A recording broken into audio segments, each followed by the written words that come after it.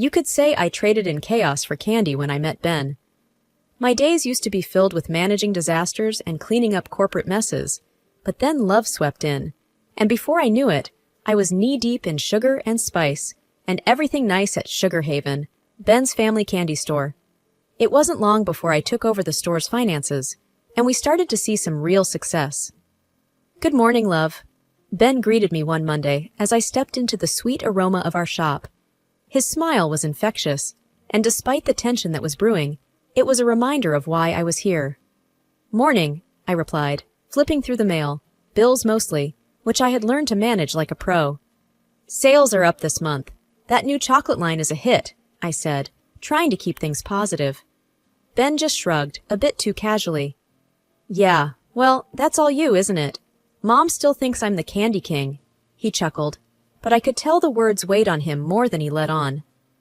Speaking of the devil, Linda waltzed in, all smiles and no sense of personal space. "Benjamin, my boy, you've outdone yourself. The store looks fabulous," she beamed, patting her son on the back. Her gaze then slid over to me, and her lips pursed just slightly. "Anna, still playing shopkeeper, I see." I let out a soft sigh. "Good morning, Linda. And yes, playing shopkeeper is keeping us in the black," I responded, keeping my tone even. It was too early for a spat, and the last thing I wanted was to give her the satisfaction of seeing me ruffled. She tisked, waving a hand in dismissal. "Numbers, numbers. You should leave that to the accountants and help my son with the real business." Her eyes glinted with that all-too-familiar mix of disdain and condescension. Before I could answer, Ben stepped in. "Mom, Anna's doing more than fine. We're doing great because she's got a head for business." He slipped an arm around my waist, a silent show of solidarity. Linda sniffed, clearly not convinced. "Well, as long as my boy is happy, I suppose that's what matters." And with that, she flounced off to the other side of the store, presumably to find some other way to remind us of her presence. Ben squeezed my side apologetically. "Don't let her get to you," he murmured. I shook my head, forcing a smile. "I'm not. Let's just focus on the shop, okay?" And focus we did. With each day, Sugar Haven became more than just a candy store. It was our little piece of paradise. At least that's what I thought until everything began to crumble. I started noticing the changes when the deliveries got more frequent, and they weren't full of sugar or spice, but things that had price tags that made my stomach drop. "Another package, Ben?" I asked one evening as I locked up the register. I held up a sleek gadget still in its shiny packaging. It looked expensive. "Oh, that's the new phone I ordered," Ben said with a grin as he cut open the box like a kid on Christmas. "Top of the line." I raised an eyebrow. "Don't we have other things to invest in? The mixer in the back has been making that funny noise." Ben dismissed me with a wave of his hand, his attention fixed on peeling the protective film off his new toy. "It's fine, Anna. We've got to treat ourselves too, you know?" A part of me wanted to argue, to remind him of the thin line we were walking financially, but I bit my tongue. It wasn't just the phone, either. Linda had taken to showing off new outfits every other week, parading through Sugar Haven like it was her personal runway. "Anna, look at this dress, isn't it just darling?" Linda twirled in a floral number that had to cost more than we made in a day. "It's nice," I said, keeping my voice neutral. "But aren't we supposed to be saving up to fix the sign out front?" Linda scoffed, patting her son's cheek. "Nonsense! The store is doing wonderfully. Benjamin, tell her." Ben, who had been half listening, nodded along. "Yeah, we're doing great, Anna. Don't worry so much." That was the problem, though. I did worry. I worried every time I looked at our books and saw the numbers that didn't add up. Doing great wasn't the term I would use when every profit we made was being swallowed by personal purchases. "Look, I'm just saying we should be careful." I tried again later that week as we sat down to look at our finances. "Maybe we can set a budget for personal expenses?" Ben looked at me like I'd suggested we sell the store and become circus performers. "A budget? Come on, Anna, we're not that bad, and it's not like you to be stingy." It stung, that word, stingy. I wasn't being stingy. I was being sensible. "It's not about being stingy, Ben. It's about being smart. We have to think about the future of Sugar Haven. He didn't seem to hear me, though, already scrolling through a website for another purchase. You worry too much, he said, half distracted. It'll all work out. Things took a turn when Linda decided to bring in some extra help. It was a Tuesday, I remember, because Tuesdays were inventory days, and I was elbow deep in organizing our latest shipment of candy jars when she walked in, arm in arm with a girl who couldn't have been older than 20. Anna, this is Tessa, Linda announced with a flourish. Tessa, dear, this is Anna, my son's assistant. I straightened up, wiping my hands on my apron.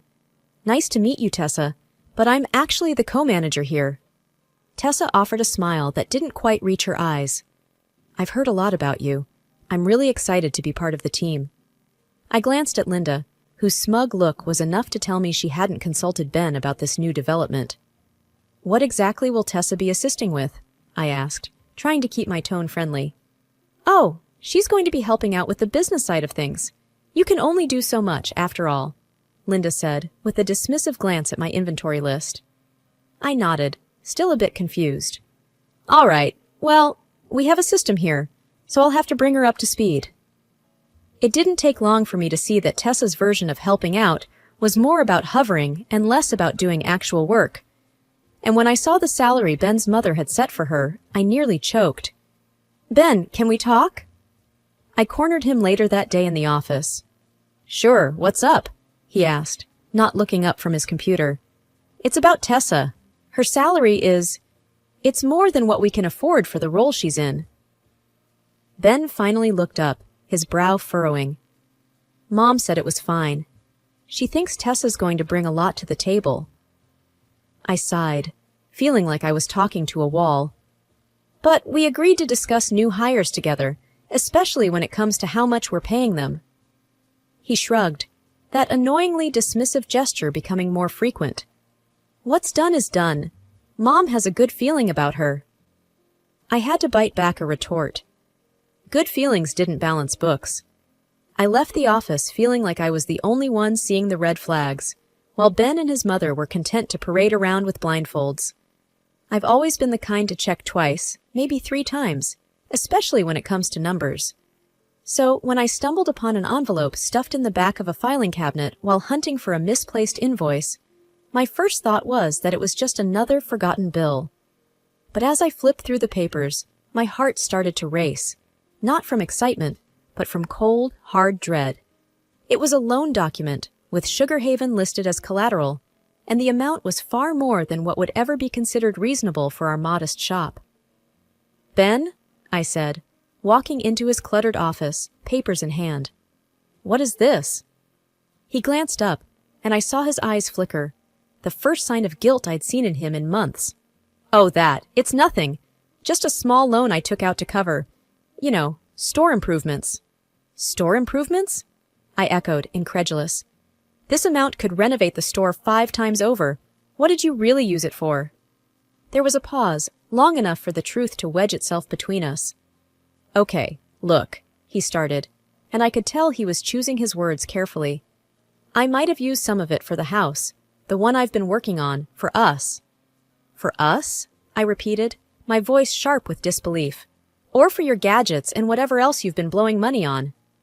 He stood up then, his chair scraping back with a sound that felt like a gavel on my patience. It's not like that, Anna. You don't understand. This is all going to pay off in the end. I shook my head. No, Ben. Taking out a loan against the store without telling me, that's what I don't understand. How could you be so reckless? Before he could answer, Linda bustled in, her nose wrinkling as she saw the papers in my hand. What's all this about? She demanded. Ben tried to explain, but I cut him off, thrusting the loan papers at her. Did you know about this? She barely glanced at the documents before waving them off. Of course I did. Ben's just doing what's necessary for our future.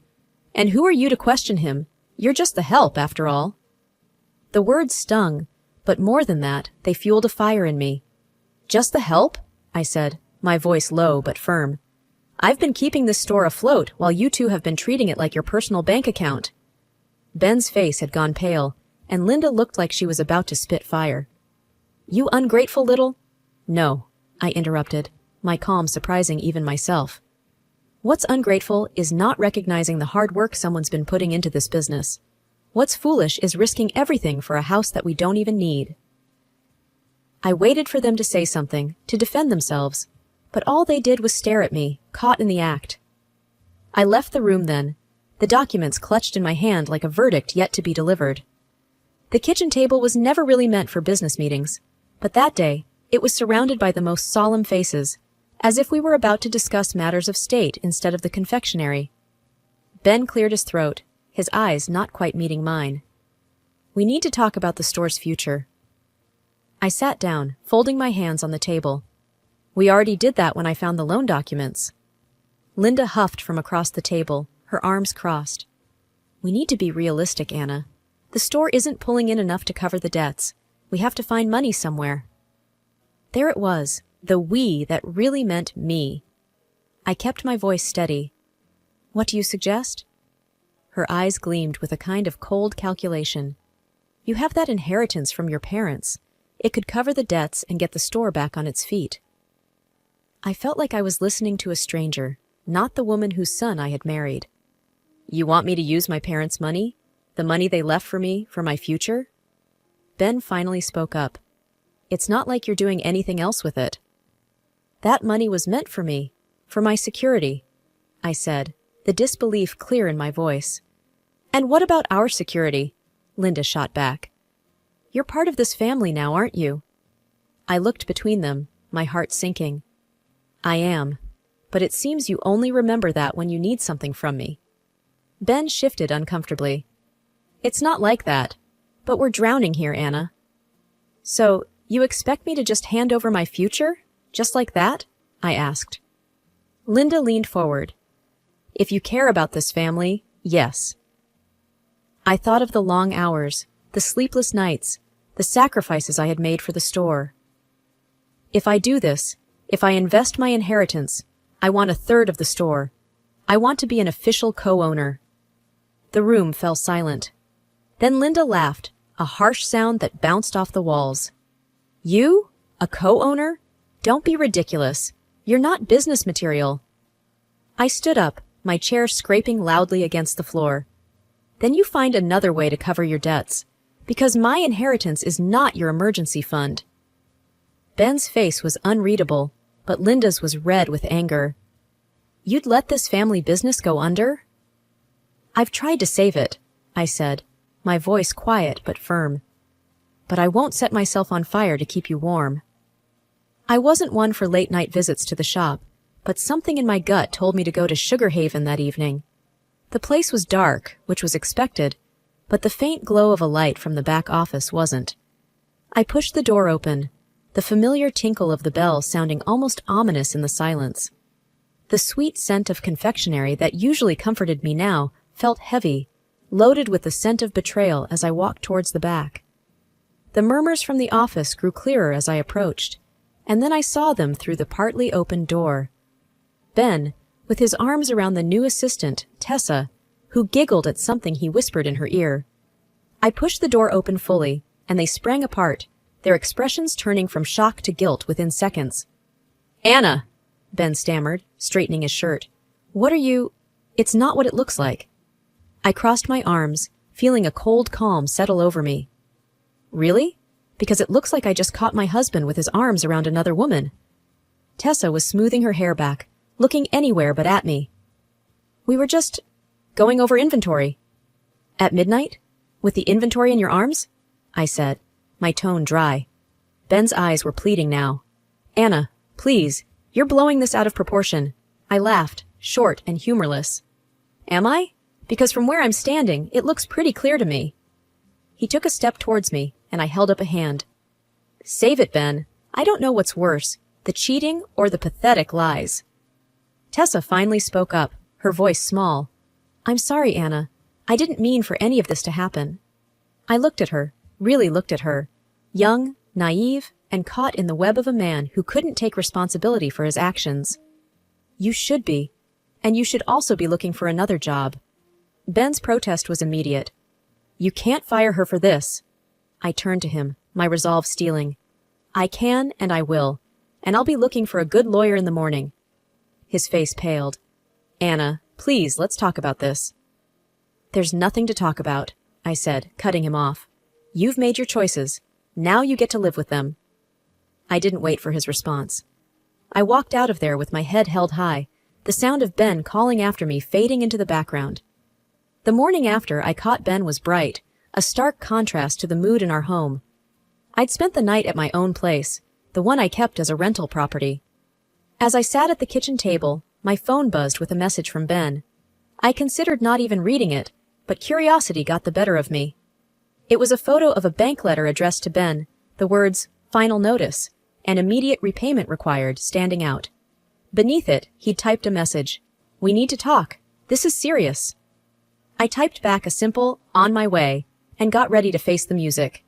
When I arrived at the confectionery, Ben and Linda were already there, pacing like caged animals. Linda spotted me first, and her expression soured. "Decided to show up, did you?" she snapped as I walked in. I nodded, holding her gaze. "You wanted to talk?" Ben held out the letter to me. "The bank's coming down hard. We could lose everything." I scanned the letter, the numbers not surprising me, but still making my stomach turn. "So, what's your plan?" Linda's plan was apparently to glare daggers at me. "We wouldn't be in this mess if you just helped us when we asked." Ignoring her, I addressed Ben. "What are you going to do?" He ran a hand through his hair, looking defeated. I thought you could pay it off, with your inheritance." My laugh was bitter. "And I told you, I'm not doing that without a stake in the business." Linda stepped forward. "You're being unreasonable, Anna. This is a family business." I met her challenge with a calm I didn't feel. "And where was this family when your son was spending money we don't have, and hiring his friends for fun?" Ben started to say something, but stopped, his eyes dropping to the floor. "You don't get to play the family card only when it suits you," I continued. "We'll figure something else out then," Ben muttered. "You'll have to," I agreed. Then Linda did something unexpected. She smiled, but it wasn't pleasant. "Fine. But if you're not going to help, then you're out. We'll manage without you. You're fired." I stared at her, letting the silence stretch out before I matched her smile with my own. "Okay." Their surprise was almost comical. "Just like that?" Ben asked, his voice incredulous. "Just like that," I confirmed. "But I want you to know, I took photos of you and Tessa. I have records of all the money you've wasted. If you think you can fire me and sweep all this under the rug, you're wrong." Linda's smile vanished. "You wouldn't dare." "Oh, but I would. And when I leave, I'm taking all my hard work with me. You can explain to the bank why the business is about to tank without the person who was actually running it." Months had passed since I last set foot in Sugar Haven, and life had taken on a new kind of normal. The crisp sound of papers, the hum of focused conversations, and the sight of a crisis managed and resolved. These had replaced the scent of sugar and spice. I sat in my new office, a stark contrast to the confectionary's back room, when my phone rang. Glancing at the caller ID, I saw it was Claire, a former employee at the shop and the only one I still talked to. "Hey Claire, what's up?" I greeted, with a hint of caution.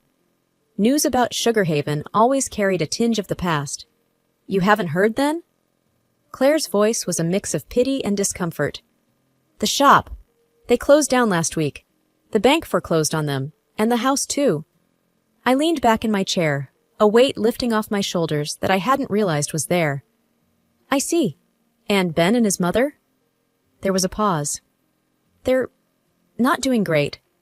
Rumor has it they've moved in with his aunt. No one's seen them much." I sighed, not quite sure how to feel. "Thanks for letting me know, Claire." She hesitated before adding, "Anna, everyone knows you were the heart of that place. It was never the same after you left." A small, sad smile touched my lips. "I appreciate you saying that. How about you? Found a new job yet?" "Yeah, I'm working at a bakery downtown. It's not Sugar Haven, but it's a start." "That's great to hear. You always had a talent for baking. I'm sure you'll do well there." We chatted for a few more minutes before saying goodbye. I hung up and looked out the window at the bustling street below. There was a knock at my door, and my assistant peeked in. Your 3 o'clock is here, Anna. Thanks, send them in, I responded, shaking off the remnants of nostalgia. The clients came in, a husband and wife team looking worried about their own business. I stood to greet them, ready to dive into another challenge. We've heard great things about you, Anna, the wife said as we sat down. They say you're the best crisis manager in town.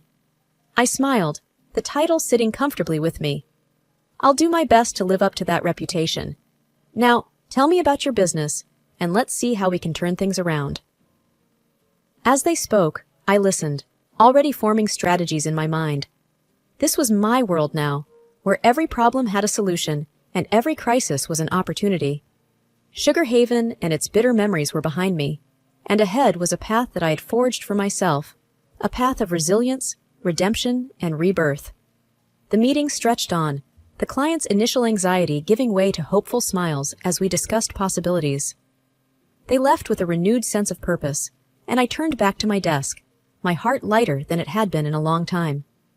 In the end, I realized that sometimes the sweetest outcomes come after the most bitter trials, and the future was mine to create, one careful step at a time.